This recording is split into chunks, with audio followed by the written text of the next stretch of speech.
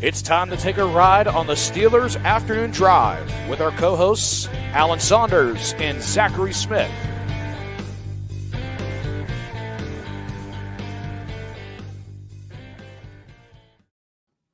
That was interesting. I think I jacked Smitty and Alan's intro. That was cool. Anyways, appreciate you guys coming to hang out with me. Welcome back to the channel. Just want to jump on here before Thursday Night Football, kind of talk a little ball, go over some film observations just over the past couple of days, what I've seen from the Steelers film. Also wanted to talk a little about the 2026 quarterback class, just some observations. I had the chance to kind of get to a couple guys that I really hadn't got eyes on until recently. So excited about that as well. And obviously, during these live streams, I just like to interact with, the community, take as many questions as I possibly can. But first, I want to kind of start with some questions. Going back and reading through some of the comments on recent videos that I've put out, just addressing some things, some of the questions that you guys had there.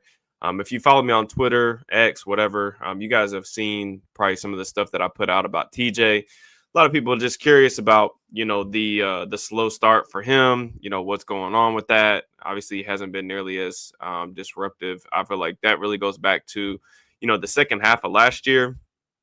But I think it's pretty easy to kind of spot that, there's a lot of attention being filtered his way. I went back and watched, every single one of his snaps yesterday, just him individually trying to get a feel for, what was going on. He got 24 chances to rush the passer. I kind of charted those individually. I would say that he was given 4 true one-on-one chances. So there's a couple stunts, there's a couple screen plays that are kind of mixed in there, but he was chipped on well over a dozen of those reps. So pretty much what you're seeing is, he's pretty much always being put to the close side of the formation. Teams are loading up that way. If it's a pass, he's getting chipped. If it's a run, they're running away from him, away from his direction to the other side. A lot of weak side zone runs. So far through the first 2 weeks of the season, the Steelers are facing the highest amount of outside zone run plays. I'm forgetting what exact percentage that was. I'm looking it up right now. 47%. Which Kansas City's at 46%. The next highest is Chicago at 37%. So I think, some of that is just the background DNA of the teams that they've played, right? Like Tanner Enstrand comes from, he has a Detroit background. They run a little bit of everything, but they've definitely run a decent amount of outside zone too. And then facing Clint Kubiak, that's just kind of his shtick. They're going to run a lot of wide zone, a lot of mid zone stuff. So, but the Steelers haven't done a good job of stopping it either. That's been very clear. They're near the bottom of the league and pretty much every defensive metric that matters. A lot of concern about that. I feel like throughout the fan base, especially because the results I think that people were kind of looking for were more like this should be a top 5 defense, not a bottom 5 defense. But it's early in the season. I definitely think, like John Ledyard and I talked about in the podcast a couple of days ago, was there's definitely enough talent here, even if there are some deficiencies that are kind of showing up in terms of personnel. And, he and I have been very transparent about some of our concerns with the scheme. Over the years, but especially even leading into this season, even though I was extremely bullish on this unit overall, there's still enough talent here for this to turn around very quickly. And you look at the upcoming schedule, got Drake May this weekend. Well, I'll have a lot of thoughts on him just coming up in the preview on Saturday morning. But after that, you're going to get Carson Wentz, you're going to get Jake Browning, you're going to get, Joe Flacco, maybe Dylan Gabriel, something like that. So there's some get right games coming up on the schedule for them to kind of clear up some of the communication stuff. Kind of speaking of some of the communication stuff that we went over, just one more thing on TJ. I think some people are just because of him being over 30 and, the amount of money that they're kind of paying towards him. Is it Father Tom catching up now that he's over 30? I think that there are some concerns to be had there. I'm not ready to hit the panic button on that yet, even though I think that other people probably are. I just think that the one thing that I do believe to be true is I don't think he's as springy off the ball consistently as he used to be. And I think that kind of shows up a little bit in the data. next gen, if you go filter out their pass rush stats, like they have a get off timer. That's like all like chipped in players like pads and stuff. Basically, how fast you're getting off the snap. Watt in 2022. I'll just kind of go year by year. 2022 it was 0.75 seconds. 2023 it was 0.79. Last year it was 0.83. In 2025, so far through 2 games, it was 0.87. This past week was like I think 0.9 or something like that. So now some of that is just like how teams are playing him, and there are definitely like times where he's still timing the snap count. Like he did have a couple quick pressures in this game. So just with the way that he's going to win, like primarily as a high side rusher, that get off is going to be extremely important and continue to maintain that lower body flexibility as he continues to get older. But I do think, like I've said all offseason, the pass rush repertoire for him and the point of attack is going to have to change as he gets older in order for him to, maintain the same amount of efficiency rushing the passer. Another thing that I would just say is, it is a tricky conversation because I don't think that TJ just what he's bringing to the table right now is still valuable. I think that there is a conversation to be had about valuation and how much that is worth. He's consistently taken basically a blocker and a half with all of these chips. But I think as we've seen over the past, 10 games or something like that from the defense across 2 seasons now, I think that the Steelers have kind of almost at times been content trying to play 10 on 9.5 with other teams. And I don't think that works. It hasn't been effective so far. Now, could they turn it around and figure out a way for that to be effective? Yeah, for sure. But to me, that's not worth what you're paying from a contract perspective. Like you do still need some sort of production. And I think figuring out better ways to get him more advantageous opportunities is a big thing. I think him continuously looking to expand his game is going to be important as well. But we'll see what it looks like. I think with all of this stuff, I'm a big, of course, if you guys have followed me or followed the channel for a long time, you guys know that I'm big on trying to marry the film with the data and try to make sense of everything, like what matches, what doesn't, try to identify potential trends, looking forward into the future, being future focused. But it's only 2 weeks of data and it's only 2 weeks of film. Like really, until we get a month into the season, like these first couple games, I've talked about it a couple times, but these are closer to like preseason games with like figuring out what teams want to be. I don't think you get into as much like game plan specific stuff. Like teams are still trying to figure out their identities and how to attack on offense and defense. And I feel like, over the first month of the season, you're still kind of getting your feet wet and getting your feet underneath you. And we'll have a better gauge of like what this team actually is here in like a week or two once they get back from London with that Vikings game and a bigger sample size of data. I think we can feel more confident, more comfortable with what we're seeing. But it's a long season. I definitely understand a lot of the concerns, and there are definitely things that I'm worried about for sure. But it's not time to completely panic yet, even if there has been some troubling things on film. Let's see, what else was I about to pivot to before I was talking about TJ? Oh, speaking of communication, I think that you guys have all talked about this or probably seen this on Twitter floating around, but the touchdown, the first drive touchdown to Torrey Horton, that was a communication thing. So really, it's the same formation as the Garrett Wilson touchdown from the opening drive 2 weeks ago now. Seattle kind of had a good idea of getting real condensed, knowing that the Steelers on first down like to play man coverage. They were bringing a lot of heat in this one. You got the cornerbacks, playing 8 yards off outside leverage. It's going to be difficult for them to match those crossers.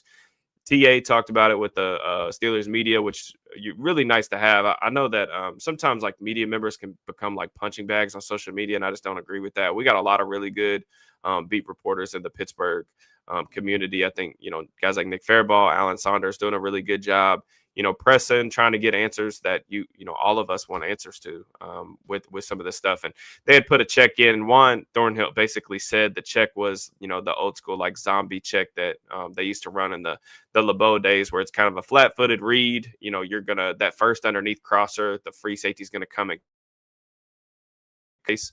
So that was something that I talked about in the film room. I did an entire like 30-minute film room for channel members. If you guys are interested in that, I did it basically on the lack of adjustments on the defensive side of the ball. And that was something that I brought up. And then after I posted the video, we ended up getting confirmation that they put the check, just the communication wasn't good.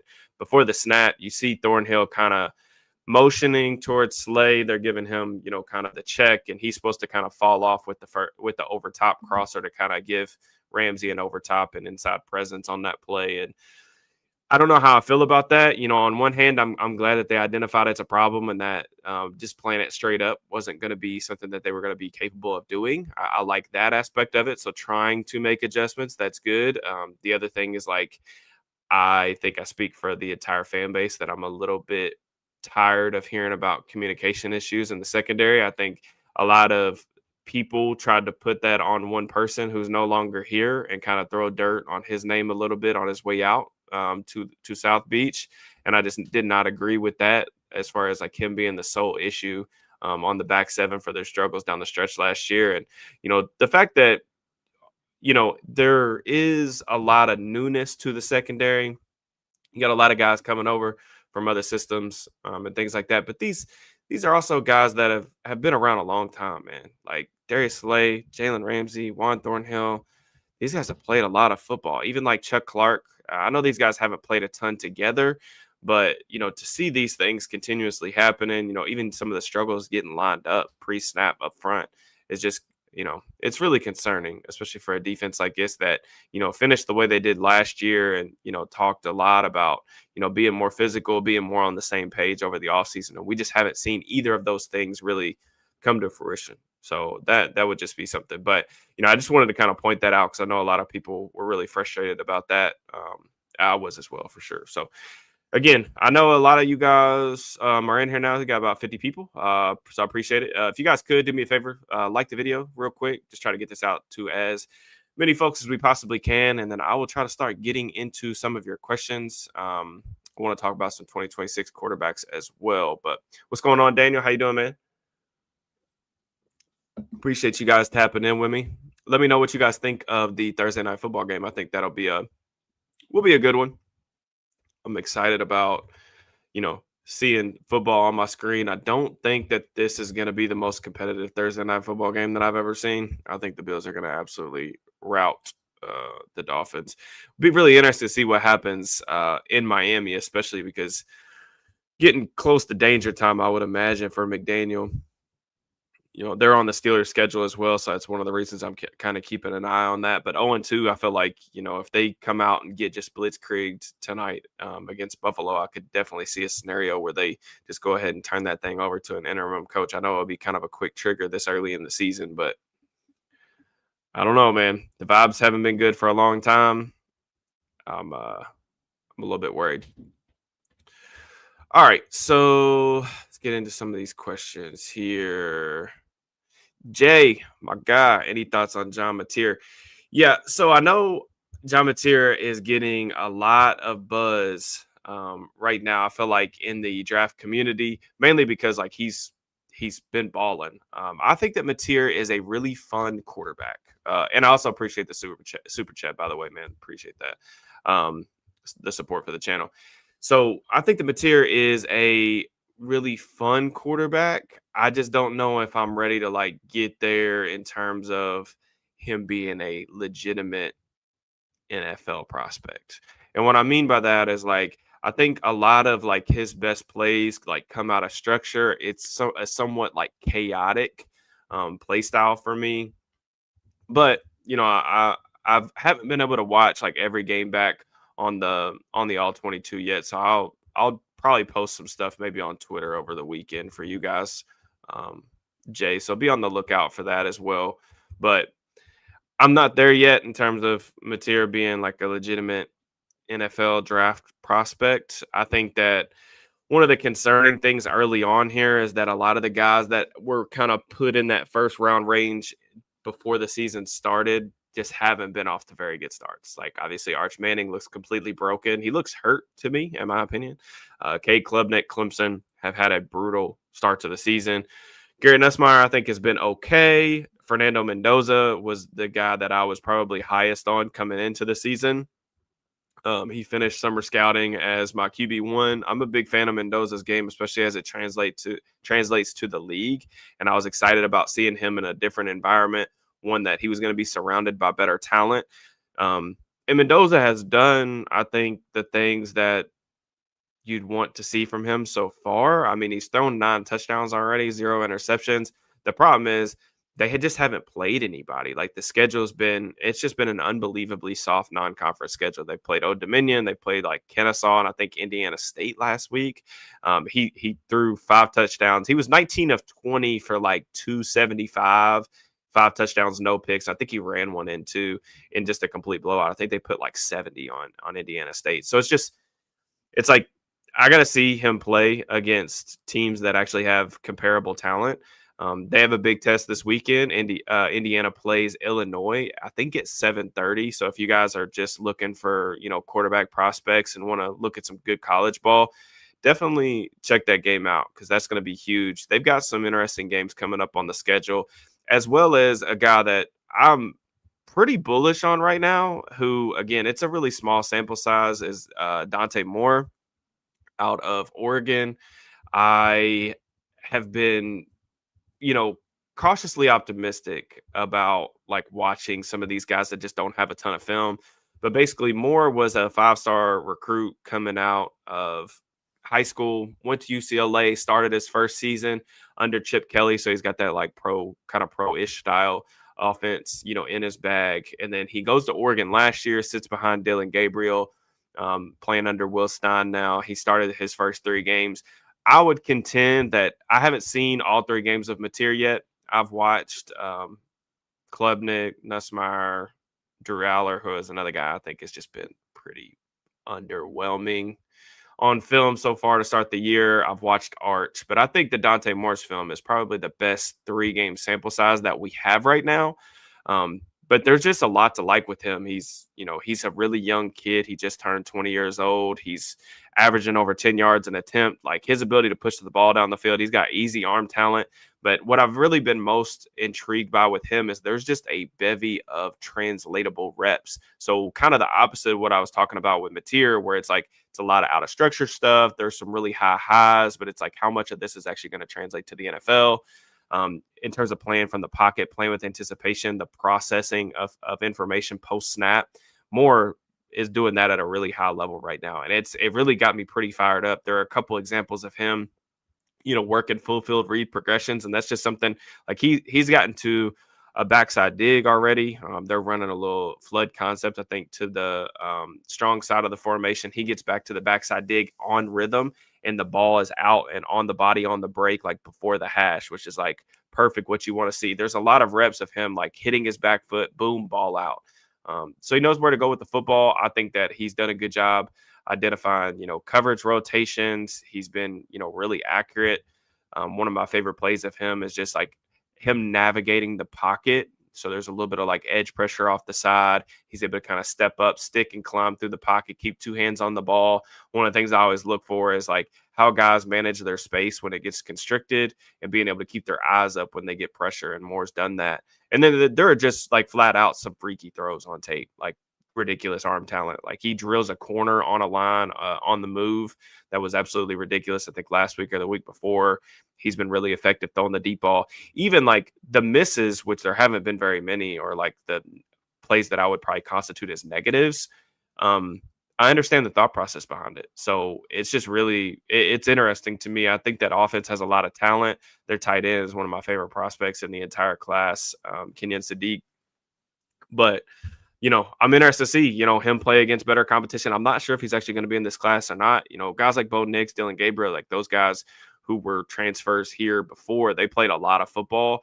And you'll probably hear me talk about this a lot as it pertains to quarterbacks going forward. But the NFL is not a developmental league. They don't develop raw prospects, especially at the quarterback position, on the fly very well. And, Moore does a lot of high-level stuff. And we'll see if he can carry that over, like when they start playing Indiana, Penn State, some of these better defenses that are on the schedule moving forward. But experience is going to be something that I'm going to be taking a lot into account when I'm filling out my scouting reports. It's just I want as much of a sample size as possible, and I want to see like real deal development above the neck more than anything else. I just think that the guys that have came in and had success early on in their rookie contracts at this position have really been guys that understand it and are able to process information from a mental standpoint. The physical traits, are what everybody kind of gravitates towards. But and Moore has those too, which is kind of why I'm so excited to see if he can maintain this momentum. But I'm cautiously optimistic for sure. But that is a long, very winded answer to your question, Jay. But I appreciate your support and also, becoming a channel member and all that stuff. All right, get some of these other questions. How terrible is CFO back take Patrick Queen and Peyton Wilson on the same play? Yeah, really tough one. For sure on that. Peyton Wilson has had probably about as bad of a start of a 2-game sample size. Him and Keanu Benton, as you could have probably imagined.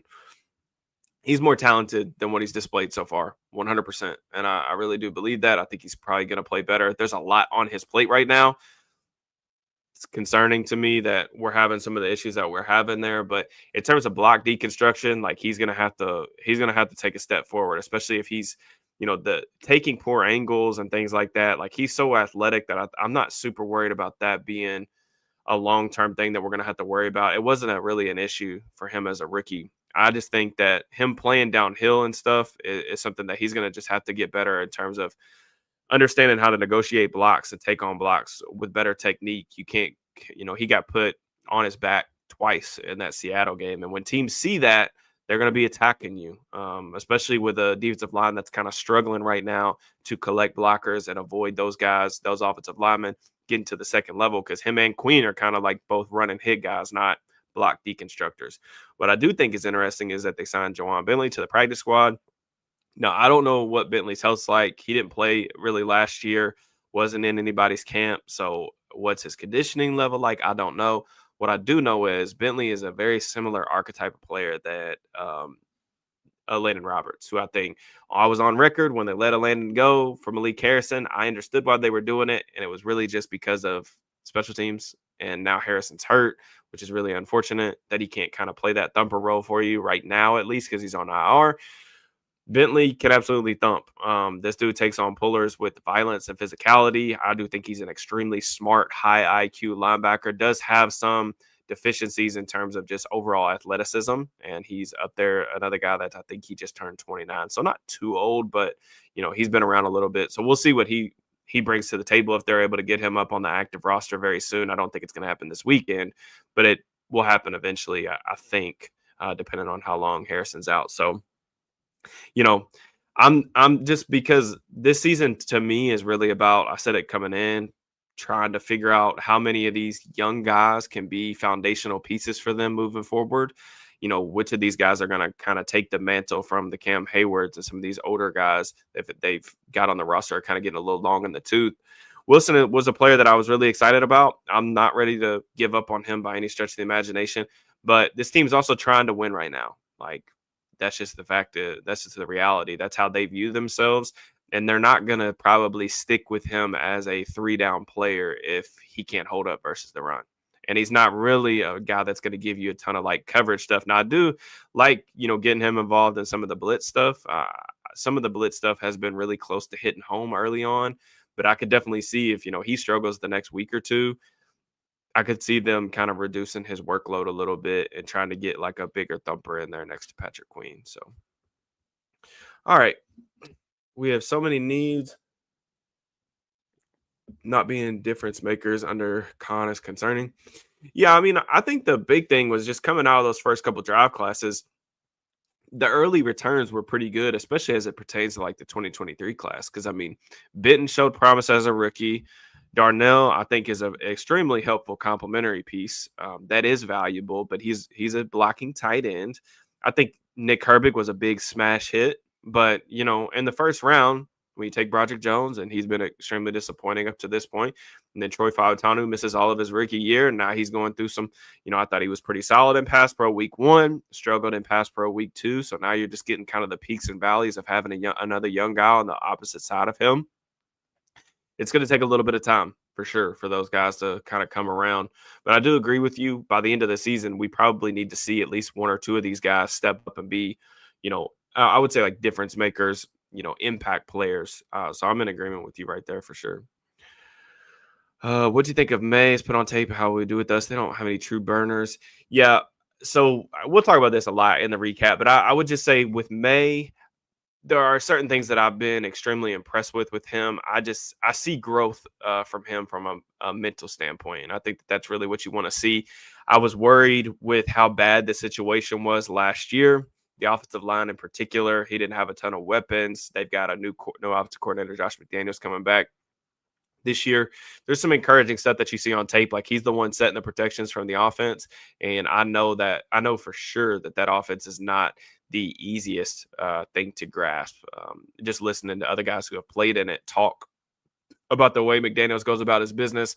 So that's encouraging. And I don't think that there's any scar tissue or bad habits that he developed last year. Now, he's clearly not close to being a finished product, but I am optimistic that May will hit maybe not the ceiling that I thought he had coming out of college. I think he was my number two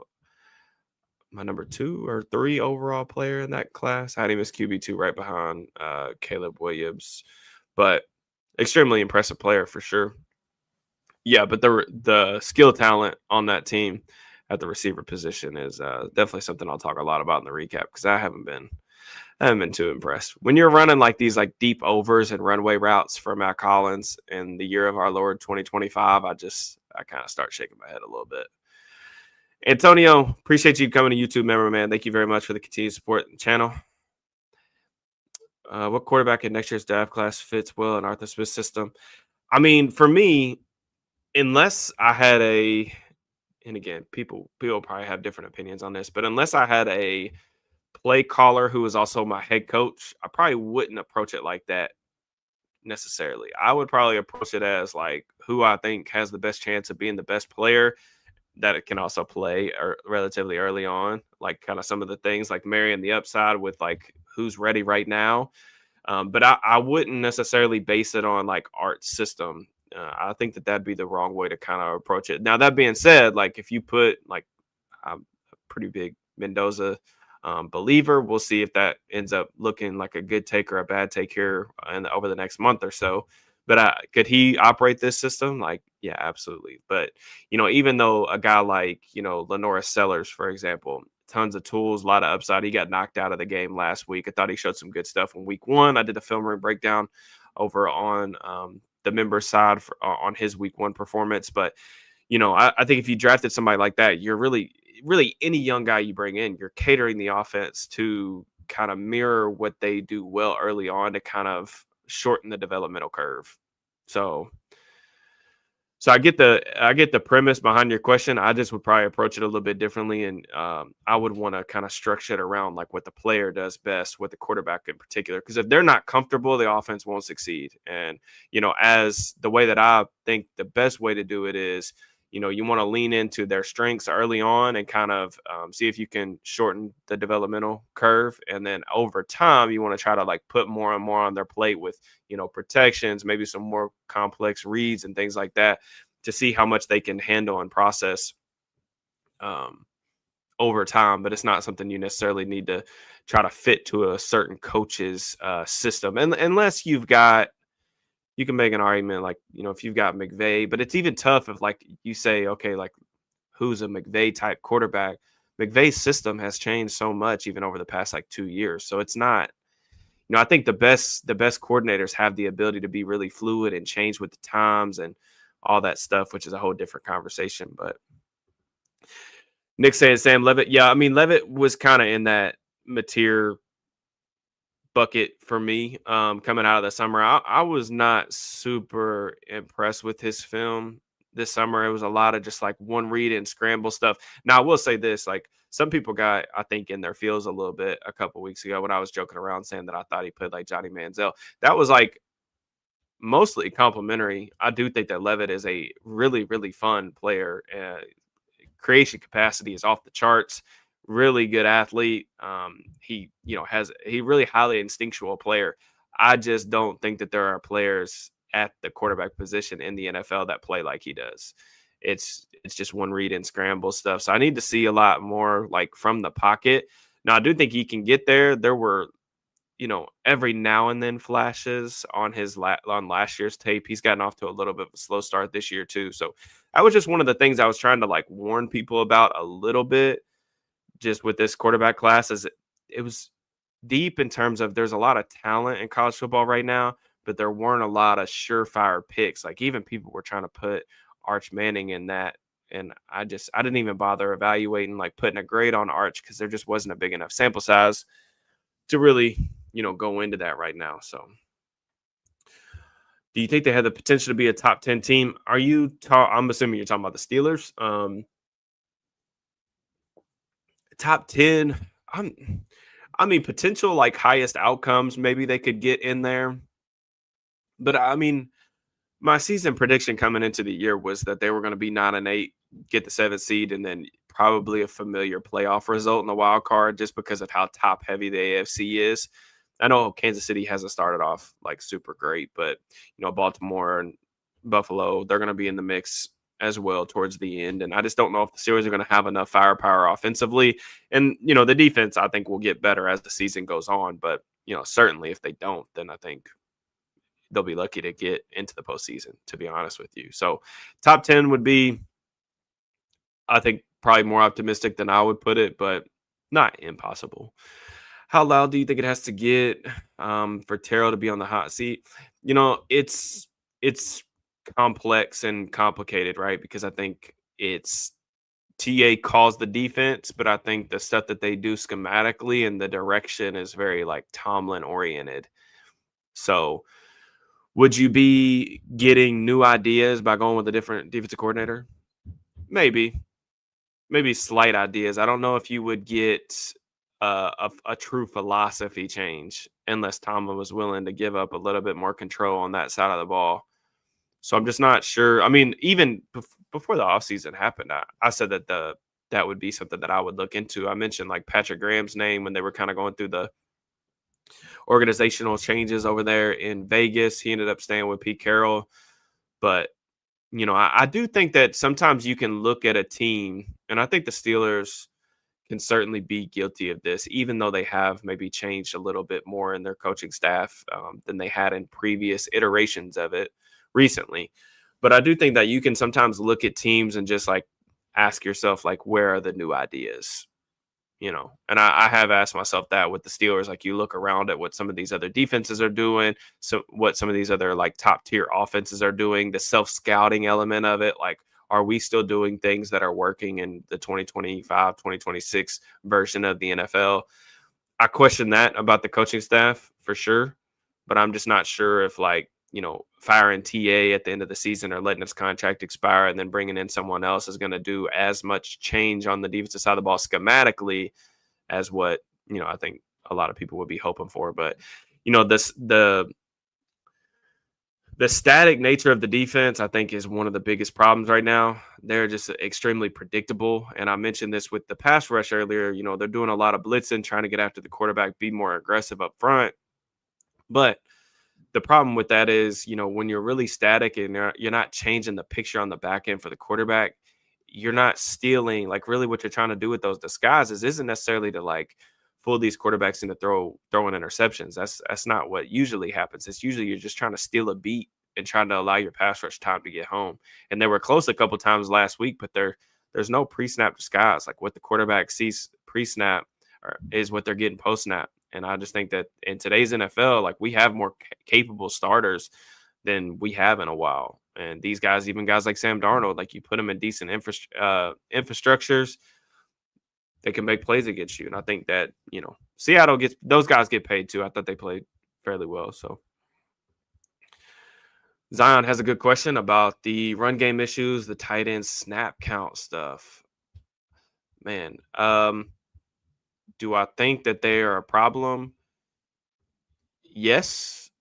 It's just getting hard for me personally to warrant taking Darnell. Like, if you really want to be a team that wins up front in the trenches and you want to, body people up in the run game, it's difficult to rationalize taking a guy like him off the field, man. So would he help in the run game? Absolutely. I think what would also help is a wider menu of run plays so that, you give the defensive coordinators, the staff, the players on the opposite side more to prepare for, more different angles to kind of negotiate along the line of scrimmage. But yeah, I mean, definitely getting Darnell in there. I mean, some of the stuff that they're trying to do the issue with, and I've said this since the move went down, but the issue with trying to play Jonnu and Pat at the same time is neither one of them guys are really true inline guys. They're more move pieces. They're more F tight ends who are better off, trying to take care of support players than block an edge defender. And if you're trying to play 11 and Darnell's not in there, well, it's kind of tough because you're not really in true 11. Like if Jonnu's the tight end in 11 personnel, you're really in 10 personnel. You know what I'm saying? So because he's more of like a receiver than actual tight end. So it's a nuanced discussion. I think that playing Darnell would probably help the run game for sure. I'm sad I'm not seeing any Caleb Snipes on offense. The man is a built kick returns. Yeah, definitely don't think Caleb's going to be getting on kick returns anymore. But yeah, definitely not built for that for sure. But yeah, I mean, the Caleb thing is tough because if he's not going to return kicks and they don't trust him right now, clearly to run the football, because I mean, they're giving Kenneth Gainwell real snaps and again, 2025. So, Warren's been really good. I think especially last week, he was by far the bright spot on the opposite side of the ball. I would like to, if they are going to dress Caleb, take him off kick returns. Okay. Like, can we get him 3 to 4 carries? Like, I don't think you got to go some crazy split or whatever, but could you get him a couple carries under center and just see what he looks like? I think that would be my preferred approach. I just think, giving him 1 carry a game and then having him return kicks is just it's a laughable approach almost. And maybe Caleb's just not the player that I thought he was coming out of Iowa. I don't know. I think it'd be way too early to abandon ship on that just because there's just we're going off literally single-digit carries here. But I'd like to find out, especially because, the offense is definitely looking for firepower for sure. Do you think they'll create a plan for Roman Wilson or keep him in his current role? I think Roman's probably going to be chilling with what he's doing right now. And that's going to be, he'll probably get some playing time in like late down and distance situations. One thing I will say about Roman, I like Roman's scrappiness in the run game. He does, like, because of his size, I don't think he's ever going to be necessarily like a plus blocker that can do everything for you in that kind of flanker role, but he does give it his all. I like the tenacity that he plays with. He plays with really good energy. I still think that the route running is pretty far away from being where it needs to be. And just with the stuff that he can do, like he can do right now, which is, stretch the field and things like that. They just have other guys who are better players that can do that stuff. Mainly Calvin Austin, who's playing, that role when they go into 12 personnel. Then obviously DK is a guy that can stretch the field for you as well. But, I think, he just may have to wait until next year if Calvin leaves in free agency to take on a bigger role. And of course, I still think that they would probably add a decent amount of investment into the receiver room. How many snaps should Peppers get this week? Jabril Peppers should start this week, period, in my opinion. Nothing against Chuck Clark, but Peppers can do what he can do and then quite a bit more. So he should start until Deshaun gets back, in my opinion. How about the lack of adjustments? Yeah, I mean, I think if you're for stopping the outside zone stuff, especially when you're getting hit with all that like weak zone stuff, you're going to have to start trying to, steal gaps, maybe run some slanting, some stunting, things like that. If you're just not capable of playing it straight up. And, you would hope that those adjustments are going to come as the year goes on. Again, goes back to what I said earlier. Like some of the stuff with the outside zone stuff is not only have they not stopped it, but they face teams that kind of major in that. Like if you face some of these other teams that are more like downhill oriented, you may not see as much just by nature. But yeah, I mean, they got to figure something out for sure. How many weeks until Mike McDaniel is the Eagles offensive coordinator? Man, that's I don't know. Speaking of the Eagles passing game, the Eagles are like one of the teams in the NFL that have thrown the ball down the field, I think less than the Steelers have. I'm about to look it up. But I was kind of looking at this earlier because I know someone messaged me asking about DK and just like how I felt about like his film so far this season. But like you look at the quarterback numbers so far this season, the lowest air yards per attempt. So Bo Nix is last among qualified quarterbacks Rodgers is next at 5.7 yards, and then Jalen Hurts is at 6 yards. I mean, the fact that an Eagles offense with A.J. Brown, Devonta Smith, that offensive line, Saquon Barkley is, that low in air yards per attempt. And, again, just because you throw the ball down the field a lot doesn't always make your offense hum. But I do think that there is a certain level that you have to get to, or else you become really restricted in the passing game. And I think you saw that a little bit last week. Now, Seattle did an excellent job covering DK. A lot of quarters, stuff that we kind of anticipated coming into the day. And I don't think it was DK's best day either. But they got to get him going down the field for sure. The underneath stuff, getting the ball in his hands, allowing him to work with the ball, and create yards at the catch. The Steelers have been awesome after the catch this year so far. But, you brought this dude in to create explosive plays. Got to give him some chances down the field. You got to find a way to get some early shots going to him. You pay him that amount of money. You trade a second round pick for him. It needs to be a bigger focus of the game early on. I think, really starting this weekend for sure. Omar should flip a thirds of change for Mika and Cheetah. I don't know, man. I was pretty down in the off-field stuff aside, obviously, with Tyreek, which is a whole different discussion. We could do a whole live stream probably on that.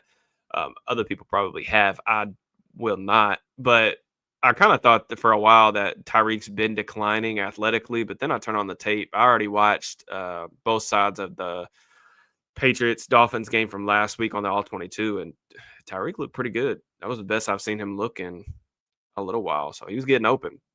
Not always getting found, but he was getting open. Appreciate you, Brian, spreading the word. Yeah, if you guys could, just make sure you like the video. Try to get this thing out to as many people as possible. Probably got to jump off here in the next 10 minutes. So I'm going to have to go rapid fire. I did not realize how behind I was on these questions. So I really apologize.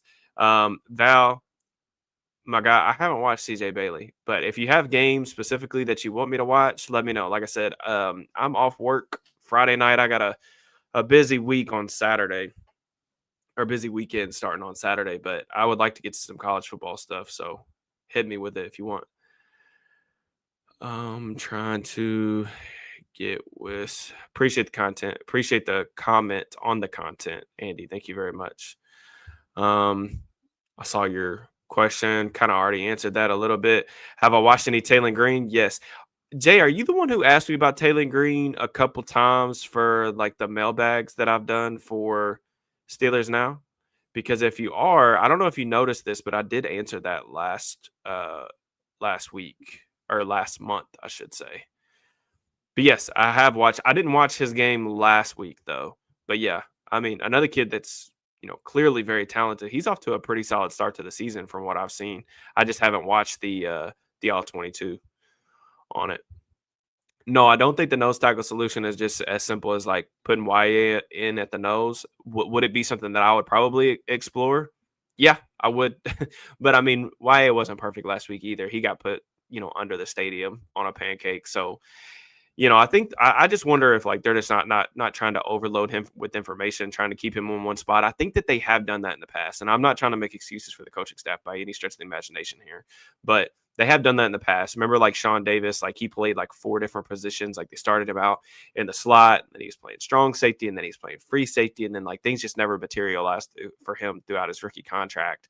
They've done that with. I know everybody complains about the Broderick thing, flipping him sides. So I do think that there could be some merit. Certain guys can handle moving around and doing being a guy that can wear multiple hats from day one. Some guys can handle it, some guys can't. So I don't know. Would I try it? Yeah, because I can tell you right now, Keanu Benton's not a nose tackle. We've known this for a long time. So he's not a nose tackle. If they continue to play him a nose tackle, which at this point they probably will. It just is what it is. There's nothing else that we're not gaining any more new information. Hopefully he turns around, figures it out how to play that position better, but he's just not.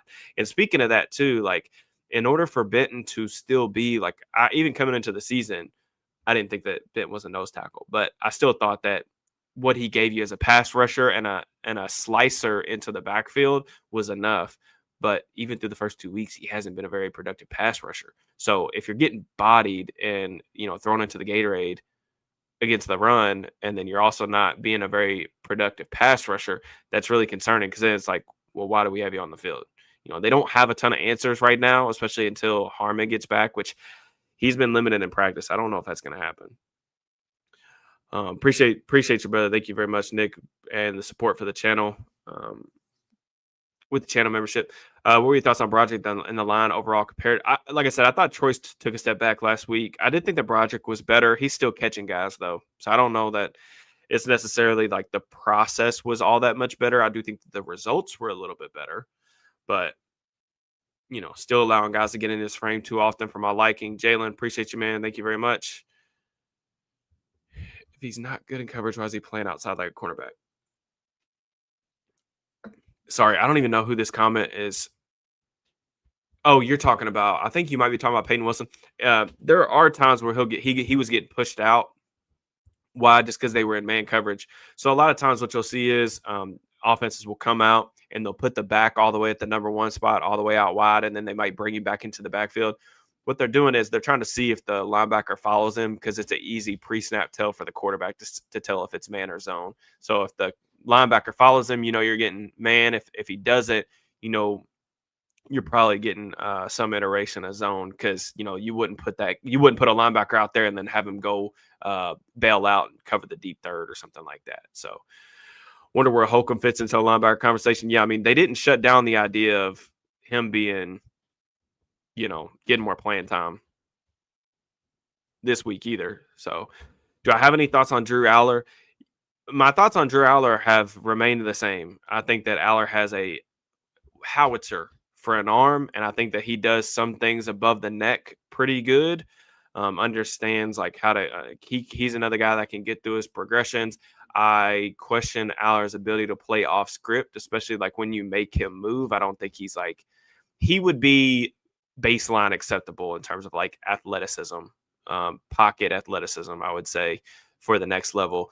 But Aller to me is just there are just some bizarre misses on tape still. I mean, the accuracy has gotten better from where it was a couple years ago, which was like historically bad, but still not where it needs to be if you're going to be like a pocket passer who's going to give you pretty much nothing in terms of creation ability. All right. I didn't say they don't need to practice together. They do. I'm just saying like the stuff that we're talking about here with like that invert replace stuff, like you see guys come up off the practice squad. You see like rookies and stuff be able to hash this stuff out. So I don't think it's not this system in general, Eric, like it's not a difficult system either. Like if they were running something, if this was like a Flores defense where you're just rolling coverages all over the place and you're playing like a little bit of everything and you really have to be in sync like that on a play-to-play basis.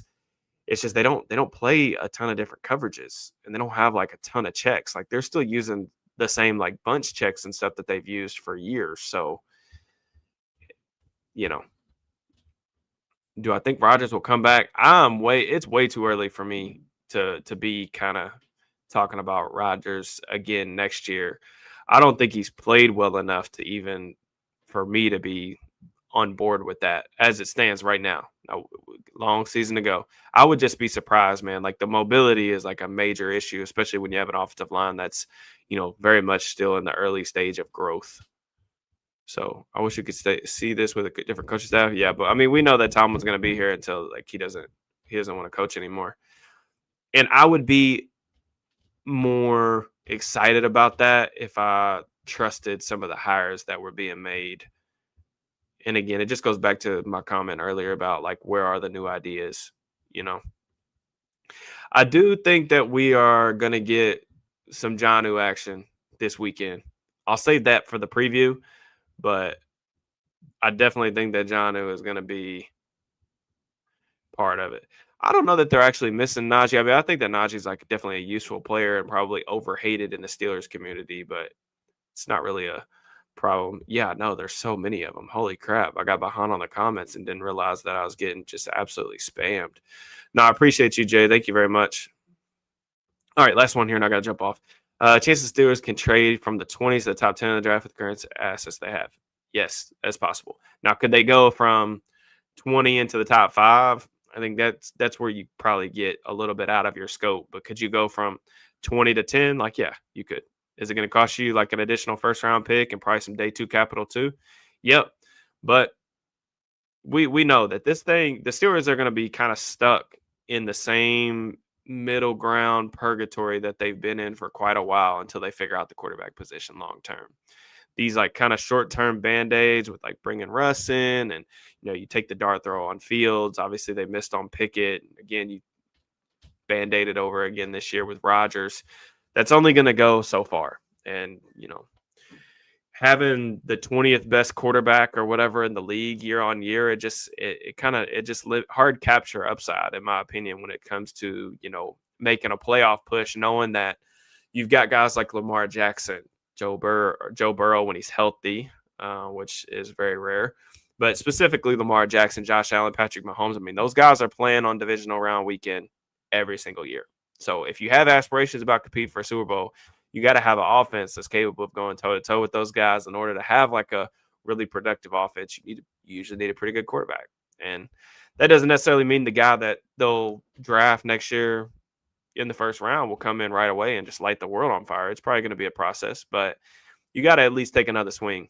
And I think that, when it comes to trading draft capital to trade up in the draft, like, I don't know what the limit on how much you would spend or the amount of resources that you would invest in it, but like, to me, there's no price that you can put on a franchise quarterback, So you got to be aggressive and make sure that you get the right guy for sure. Appreciate the continued support, channel members, new subs, old subs. We're getting really close to 10K just on the way out, guys. If you guys could do me a favor, please make sure to like the video, subscribe to the channel.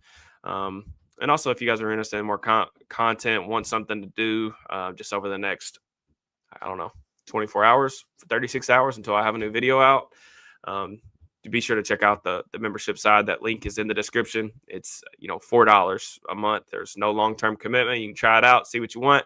But there's, the Yen Snowball podcast with John Ledger and I. We pretty much go through like our film observations on a weekly basis, talk about the team.